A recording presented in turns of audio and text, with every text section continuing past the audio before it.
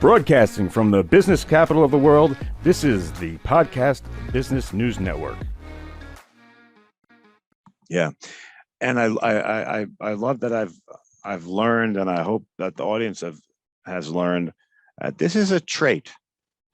It's not a disorder. It's not a condition. It's a trait. Yeah. You know, It's just the way we're wired. yeah. Mm-hmm. So what I want to ask you today is, because I think it's very interesting that we're gonna touch on here how HSPs can share this trait with others and also feel understood and accepted. That's what I really want to get into, that psyche. I want to learn about that, because I would assume that might be tough in the beginning. Yes, especially when you don't realize that there is this trait. You know, if you're highly sensitive, you always have been that way, and you've always known that you were highly sensitive, but you didn't necessarily realize until you learned, oh, wait, there's this sensory processing sensitivity thing. And since this program started, by the way, since it started, how many people out there, and you can write in if you want, just to let me confirm with me, how many people know somebody or are a person with the trait? I guarantee there's a lot since we started. Well, if you figure it's 1 in 5 people, right? But they might not know that they are, or they might not be aware of it enough to know that somebody else, oh, that's what the issue is, instead of like, oh, they're just too sensitive. And then when people do realize it, they might, I mean, when they hear the trait, they might not want to go there because they don't like a label. They don't like, there's various things like, I don't want to be different. Well, we're already feeling different. So yeah, and that's, part of that, that way of sharing it with other people or feeling validated and all that. Of course, that, starts with yourself. If you can learn more about yourself as an HSP, then everything, shifts. You can reframe your whole past and go, oh, that's why I do this. That's why that happened that way. All of those kinds of things. But one of the big things is we tend to hear the too and the over. So you're too sensitive, you're over, sensitive, you pay attention to things too much, you don't let things go, all of those kinds of things. So learning how to reframe those and actually, give those back to folks. So if they say, oh, you're too sensitive, and you can say, yeah, you know what, I'm very sensitive, or I'm really sensitive. And that's the way I'm wired. And let me tell you about that and how that can actually be a good thing.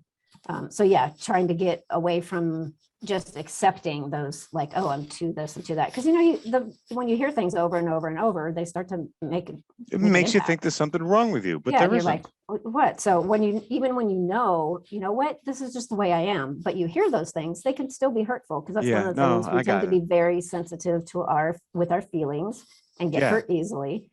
So Tammy, when people tell me all the time, they're like, Casey, you're too handsome. No, I'm totally kidding. I wanted sexy for your shirt. I'm totally kidding. But once you hear that too many times, it does something to you, right? So if you can learn to say, you know what? Yes, I'm very sensitive, and this is why, and this is what it means. Let's work with that. So it's not just this is something you need to change. So being able to explain that to people, and some people they're like, well, I don't really want to say anything because they're going to think I'm weird. It's like, well, you already feel like they think you're weird anyway. So if you can share it with them and explain, then they can have kind of an aha moment and go, oh, you're not just trying to be a pain in the butt. Oh, you're not just, whatever, fill in the blank. This is just really the way, I see life this way, you see life that way. Okay, we're never going to meet in the middle because you're highly sensitive and I'm not. Right. But we can understand each other. Yeah. So being able to do that from a place that's self-honoring and say, no, you know what, I'm okay with who I am. Let me share that with you. And that's one of the ways to feel validated. We don't always get the validation that we want from everybody else. So it has to come from ourselves first. Yes. So that's one of the things that I work with clients on all the time is, trying to get to that place where it's like, no matter what anybody else says, if you're okay, highly sensitive or not, then everything is easier. And then you also have the opportunity to say, you know what, this person in my life, maybe not a good fit.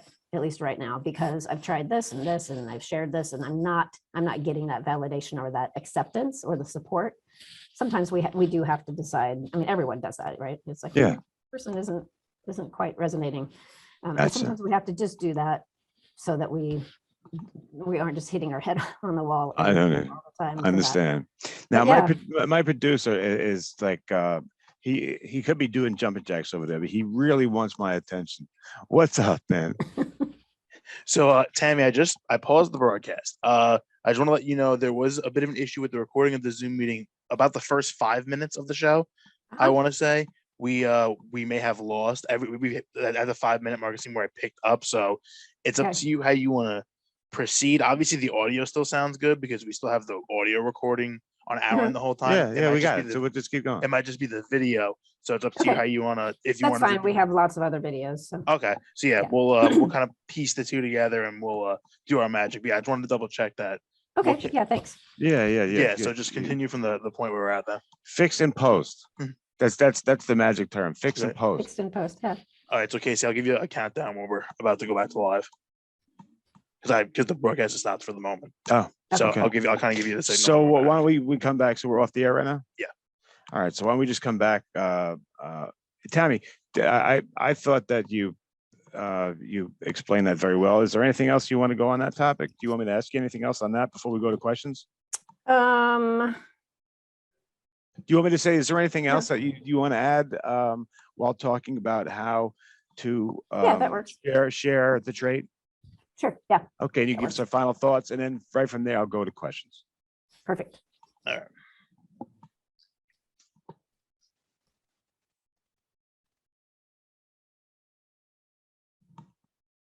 All right, guys, we are back. Guys, I am with the one and only Tammy Goen. We've been talking about HSP, and we were just talking about how HSPs can share their trait with others and feel understood and to feel accepted. And Miss Tammy gave us a great answer. I just wanted to know if there's anything else you wanted to touch on there, Miss Tammy. I would say that it's so important to be okay with yourself, being HSP or being highly sensitive, and so that you can share that with other people. And one of the things I've mentioned in a previous recording was that one thing that can be very helpful is finding an inventory that you like. And you can search that online. You can go to hsperson.com, and they have that's one of the original inventory. And you can find something like that online, print it off, and use that to share with other people. That's one of the things that I did when I first learned about the trait, and like, oh, okay, this makes such a difference. And I was really struggling with a relationship, a friendship, which was also my business partner. So I really had to, get things resolved. And so when I discovered this, I printed that off, and I had, of course, taken it and scored all but 2 on the whole list. And I'm like, okay, yeah, this makes sense. But then I presented a blank one to my friend, and I said, would you just look this over? And it didn't have any marks on it or anything. And she kind of looked over and she goes, yeah, okay. I said, well, I scored all but 2 of those. And then she looked at it again, and she's like, really? And then she asked specifically, what about this? And this one and this one? I'll be like, yeah, that's me. That's why I react as I do sometimes when you're saying, why are you probably making such a good. big deal of this? That's probably good for both of you guys. Yeah, absolutely. And your friendship, right? Because it's one of the important things really to remember is it's not just about getting acceptance by somebody else, from somebody else. It's also accepting them for not being highly sensitive or not understanding, because you just come from a completely different place. So recognizing that it's, not malicious necessarily, and they're not being whatever you could fill in the blank with, just like, it's just that judgment piece. So if you can recognize they don't understand, so let me help them understand. Yeah. Instead of just being, frustrated or irritated with them and letting that be. Let it fester and all that. Yeah. Right. I got you. So Tammy gets a lot of instant feedback, a lot of questions, and I was wondering if we could go over to that with Mr. Producer. You got some questions for Tammy Goen? And by the way, Tammy, how do people get a hold of you one more time? Linktree is the best. So linktr.ee/ and then my name, Tammy Goen, Goen. And actually on there at the very bottom of all of my resources and links and such is an opt-in for a PDF, a free file that goes more into detail on how to share your trait with non-highly sensitives. Well, I've been meaning to take that questionnaire. Where is that again? How can I do that again? You can go to hsperson.com. That's the Elaine Aaron's site. She's the one that did all of the research on this. But on my Linktree profile, there's also a link to a different one because sometimes people feel differently. They're, if they have slightly different questions. So there's a link on my profile there that you can go directly to a different one as well. So if you want to try multiple inventories, those are both options. Okay, we're about to take some questions, but before that, Mr. Producer has been just trying this dumb joke on me for weeks now, every single time. He's been telling me, he's like, I think it would be great if I had common friends with Tammy and we're at a party, and I walked in and I said, have you seen Tammy? Is Tammy coming? And then they said, no, Tammy going.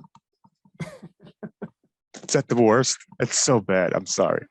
It's okay. It's been a long time since anybody's done. I know you've heard it a million times. And back in high school, I used to tell people, if you come up with one that I've not heard, I'll buy you dinner. I never had to buy anybody dinner. I could just tell you the lamest thing that you've heard a million times, and I blame it on the producer. Okay, Mr. Producer, what do you got? I'm just having fun with you. That's all. So Tammy, this is a question from last week. It may be something that we went over earlier in the show, but this is a pretty good one.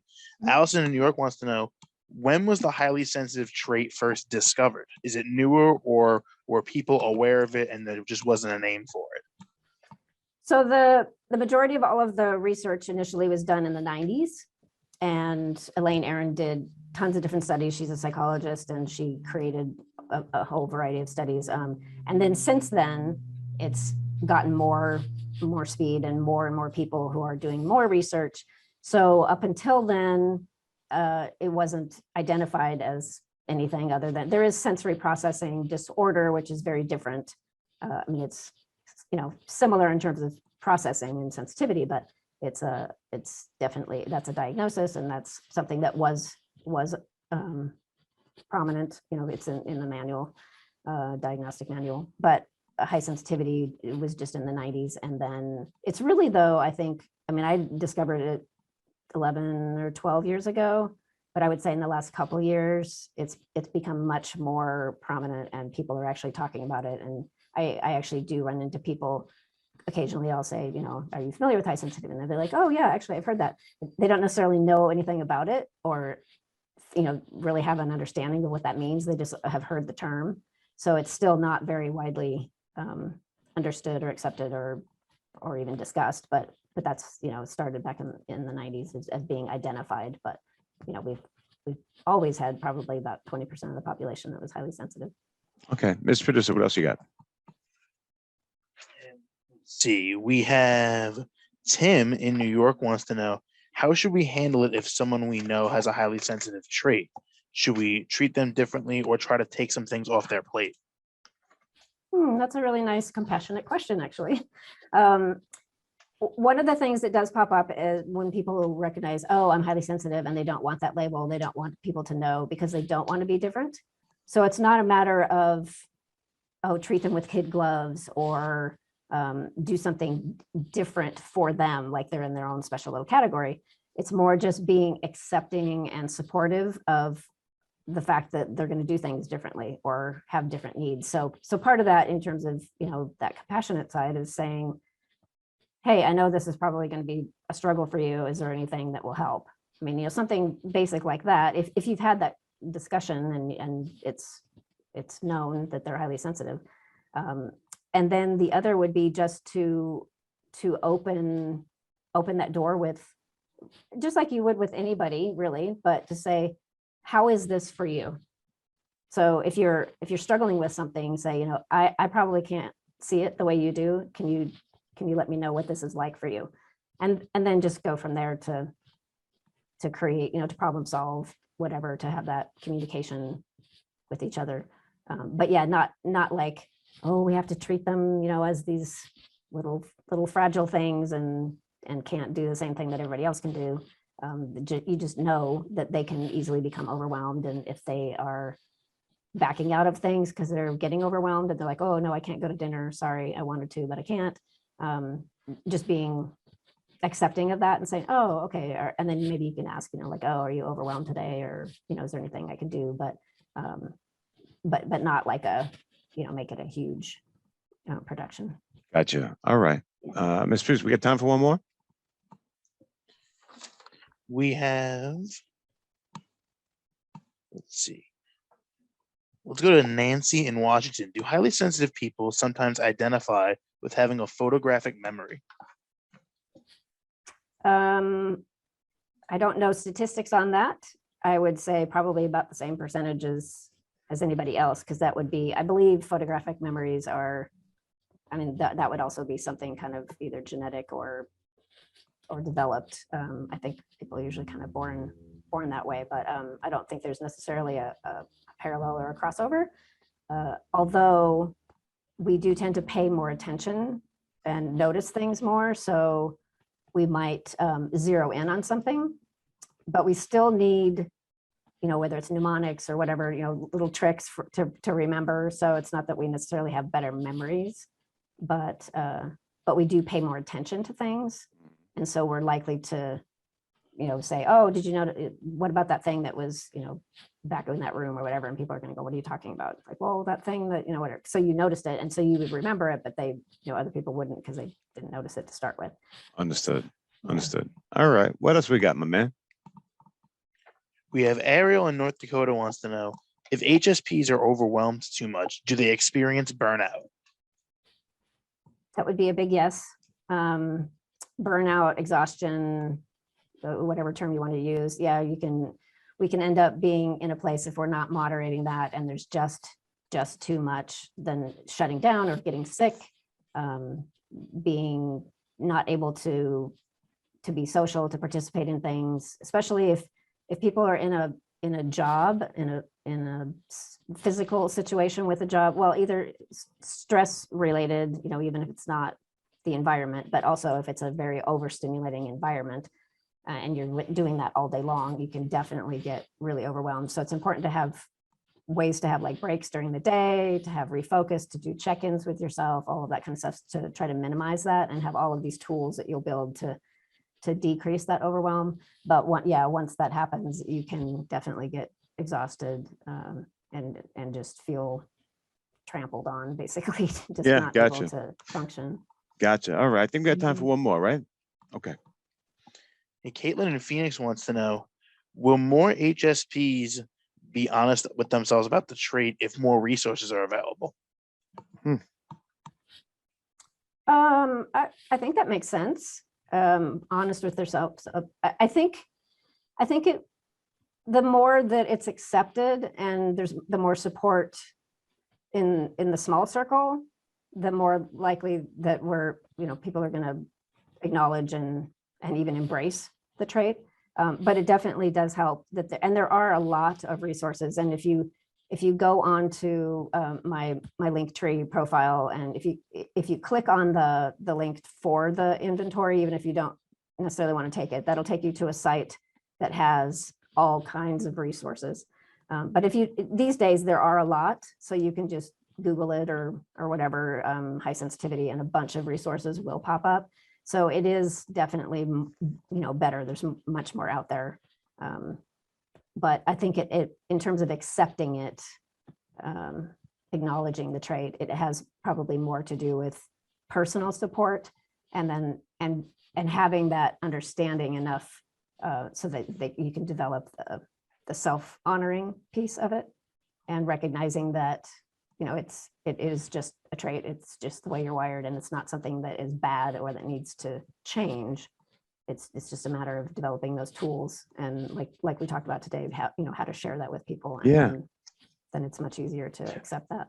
I thought that was a great topic. And Tammy, Goen, let me give you the last word here. Thank you so much. Thank you for everyone who wrote in. And Tammy, please give us your last word. And then once again, tell us how to get a hold of you. Always a great show, great topic today. Thank you so much. Really great to be here. Thanks, Casey. And I think what I would leave you with again is just that recognition that, you know, this is a genetic trait, and it's something that if you have all the right tools, you're gonna thrive. It's not like, oh, I don't want to acknowledge this because it means I'm just going to be challenged constantly and life's going to suck. You know, it's if you don't embrace it and you don't learn the tools, it can definitely be really challenging. But if you're saying, oh, you know, this is who I am, I'm going to learn more about myself as an HSP, find the tools, you know, get the guidance if that's what you need, and share it with people, then it can be really, really amazing. So awesome. Tammy, once again, how to get a hold of you? Yeah, so find me at Linktree with just my name, TAMMYGOEN, and there's all of my links, all of my resources, and you know, again, and at the very end, you can also sign up for just a 30-minute or an hour, however long you want, free discovery call if you want to, you know, talk about some guidance that if you're feeling stuck. So, all right, Tammy, thank you so much. Tammy Goen Show. Be right back, guys. Thank you. Are you looking for even more of the podcasts and hosts that you love? The Podcast Business News Network is proud to announce that you can now listen live on the MyTuner Radio and online Radio Box apps for iOS, Android, and the Amazon App Store. Or check us out online. Search for Business News Network on mytuner-radio.com or search Podcast Business News Network on onlineradiobox.com/US so you don't miss a minute of the action.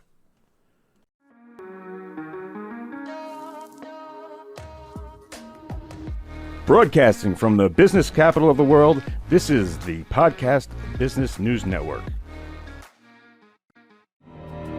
For nearly 2,000 severely injured veterans, everyday life has become filled with barriers. Day-to-day simple tasks can become pretty daunting. I have to carry my chair up 2 flights of steps or have somebody do it for me. What scares me the most is just the falling. When I'm struggling with my house, I think, you know, to have that one great barrier just knocked down, I mean, it's crucial. Home for Our Troops is a wonderful nonprofit that builds a mortgage-free, fully adaptive, handicap-accessible house. And there's no catch. It'll be our very first home that we've ever owned. This is a game changer. This is where your life begins again. We need you to join us in completing this important mission. Please visit hfotusa.org and help build homes and rebuild lives. Because of you, everything's going to be okay.